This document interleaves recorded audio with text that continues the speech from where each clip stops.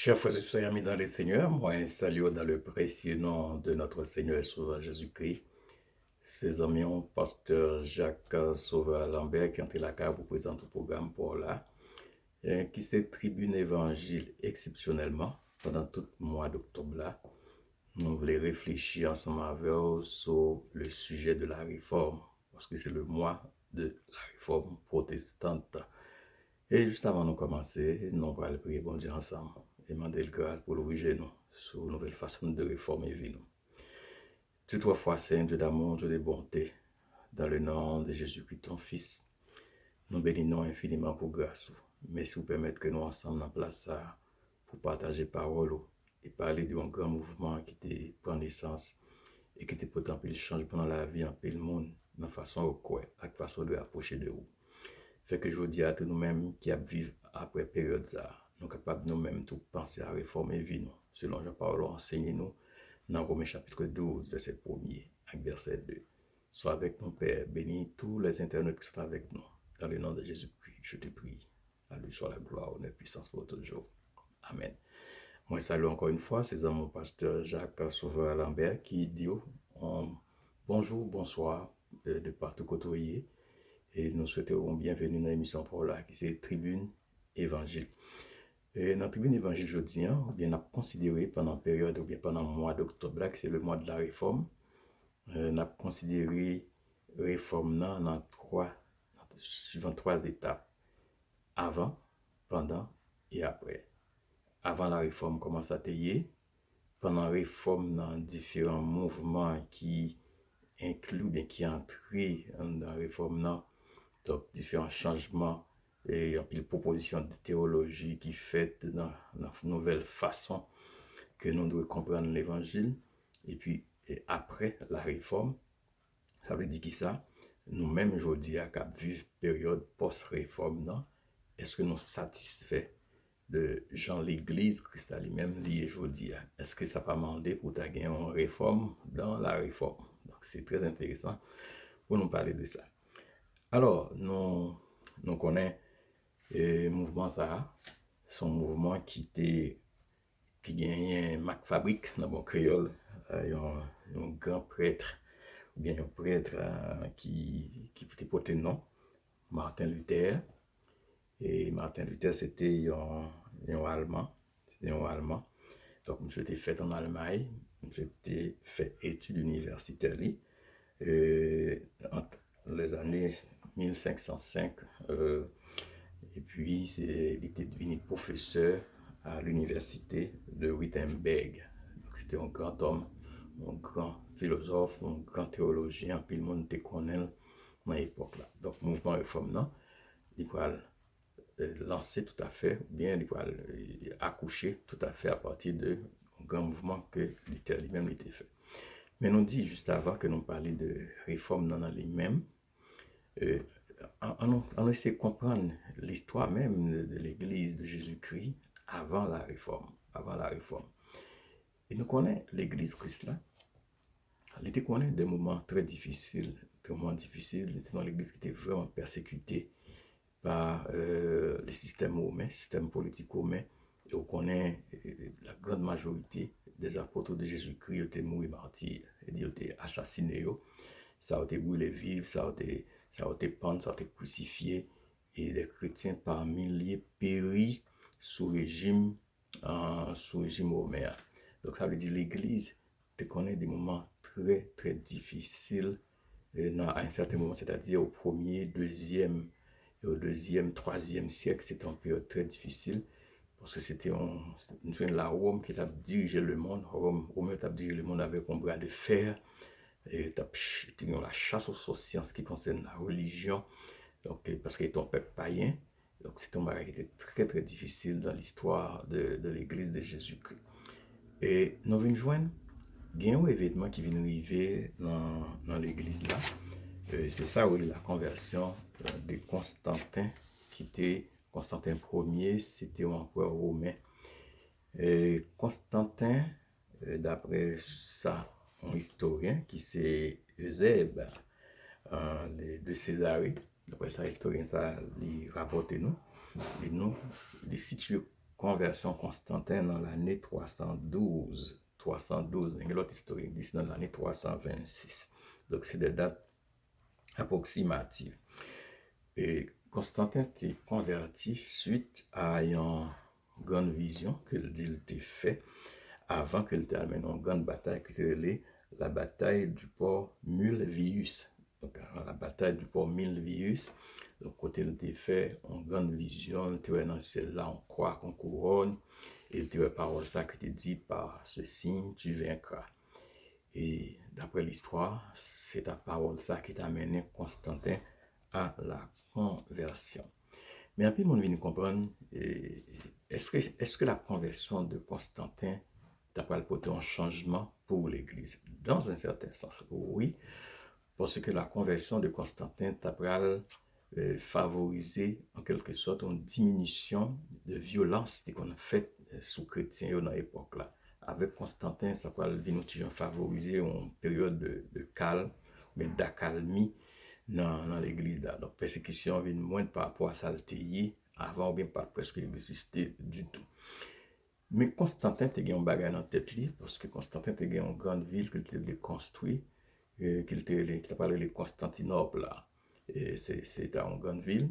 Mais Constantin, c'était quoi? Il y a un moyen pour. Parce qu'il y avait des temples païens partout. Donc, en façon pour le dépouiller Mounsaïo, c'est comme si lancer un combat contre l'hérésie. Dans le sens que détruit temple païen et prend ça là-dedans. Parce que c'est des richesses, c'est des objets en or, des objets précieux, et convertit tout bien-être ou bien toute richesse en argent, en espèces, pour capable construire Constantinople, là, qui était en ville principale que lui-même était construit. Donc c'était vraiment intéressant. Alors, depuis période ça qui vient arriver, nous joignons, puisque le roi lui-même, chef empereur lui-même, c'est chrétien, ou bien peut-être c'est chrétien, et un peu le monde obligé, ou bien un peu le monde fait semblant d'être chrétien, et au bout pendant la période de conversion Constantin, vous pouvez voir l'église a passé de l'église chrétienne à l'église qui est paganisée. Donc, côté, il y a un mélange de la politique et de la religion. Donc il y a une sorte de mélange entre les deux, entre la politique et la religion. Et donc, côté, c'est le pouvoir mais qui va décider qui doit être chef, qui doit il y a autorité religieuse, tout ça. Donc, le pouvoir politique, à l'époque de Constantin, il va l'exercer une sorte d'hégémonie sur la religion également, ou bien une sorte d'autorité sur la religion. Et c'est comme ça qu'on de plus en plus à gagner une dégradation des valeurs chrétiennes, une diminution des valeurs chrétiennes. Donc, en pays, on a fait semblant que c'est chrétien parce que le roi dit que c'est chrétien. Et c'est ainsi que nous jouons un mouvement, nous jouons une bagarre, ça a commencé à dégrader chaque jour. Maintenant, ça vient fait que l'église catholique là, lui-même, ça va l'église catholique là, vient prendre pied. Et le mot catholique, pour le comprendre bien, ça vient du grec catholikos, qui veut dire universel. Donc, c'est comme si on ouvrir la voie pour dire que c'est une église qui est ouverte à tout le monde.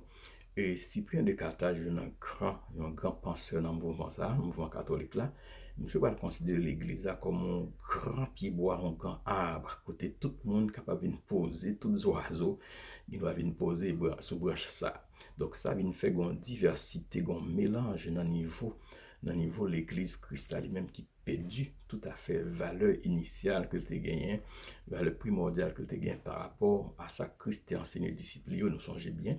Donc des valeurs, des normes que Christ a enseigné déjà dans le sermon sur la montagne. Il était enseigné des valeurs, des normes à ses disciples sous façon de servir bon Dieu. Mais nous faisons une conversion constante pour contribuer à un bagage qui est tout à fait négatif, même si dans un premier temps, ça va favoriser apparemment la paix dans le temps chrétien, mais religieusement, mais spirituellement, c'est un échec pour l'église Christ. Et le mouvement, ça allait aller en grandissant. Et de jour en jour, bagala vient dégénérer. Côté l'église catholique vient tourner en empire lui-même, un grand pouvoir, une grande autorité, une autorité décisionnelle, même au niveau de la politique. Donc ça va arriver et ça va dégénérer tout à fait le système, mais ça, le système des valeurs chrétiennes qui étaient établi, premièrement par Christ, et puis ensuite continué par les apôtres. Alors nous joignons, et ça il y a plusieurs tentatives de réforme qui t'a fait pour essayer d'être capable, parce que l'Église catholique dans l'époque là, totalement démarquée de la réalité, parce que et fondement même enseignement de l'Église catholique, c'est les enseignements de l'Église et la Bible. Les enseignements de l'Église et la Bible, c'est-à-dire, mais ça, l'Église dit, mais ça, la Bible dit. Et des fois, nous voyons que les valeurs enseignées par l'Église sont d'autant plus importantes que les valeurs enseignées par la Bible. Donc, à travers les canons, avec les canons, en fait, tout est mouvement, il y a toute façon pour canoniser, pour faire ça, pour mettre un tel saint, pour faire ci, pour faire ça. Donc, ça va aller en grandissant. Et nous venons de gagner un prêtre catholique, il faut le dire, que Martin Luther, c'est pas ton chrétien, et comme nous connaissons selon propre thème mot chrétien, hein, et selon Jean Monod, traité les disciples de Christ à Antioche. Mais nous voyons Martin Luther lui-même, c'était plutôt un prêtre qui était étudié théologie, mais en même temps qui était très très intéressant. Il va enseigner l'écriture sainte, c'est un professeur de la Bible qu'il était. Il t'a enseigné les saintes écritures à l'université de Wittenberg. Côté un peu plus tard, il va l'afficher les 95 thèses qui expliquaient pour qui ça lui arrivait à procéder à réforme. Alors, on dit que Martin Luther, en tant que professeur de Bible, pas oublier dans l'époque ça, les fidèles n'avaient pas accès à la Bible. Le peuple n'a pas accès à la Bible. Donc, c'est peut-être la griner, puis il dit deux paroles dans la Bible, et puis là, le faire autre lit. On ne pas connaître tout ça qui a passé. Et nous jouons Martin Luther a mené une vie monacale très sérieuse, donc c'était un serviteur qui était très franc dans sa table faire. Mais Martin Luther lui-même, en scrutant la Bible, il a fini par découvrir certaines choses. Mais dans la même époque, Luther a évolué, nous jouons et dans la même époque là, il y a un certain Johannes Tetzel. Johannes Tetzel, qui lui-même tape vu dans les 1465 à 1519. C'était lui-même un prêtre dominicain. Même si tu as prêché un bagage qui était très très inquiétant, il t'a prêché sous ça les indulgences, c'est-à-dire la remise des peines dues à certains péchés. Ça intéressant, mais c'est qui ça? C'est qui cet homme-là? Donc qui a prêché la remise des peines dues à certains péchés. Et pour cela, une somme d'argent réclamée dans mes monio, et ça les indulgences, c'est comme si on faveur pour le fort parce qu'on baille comme maintenant péché pour être capable de pardonner.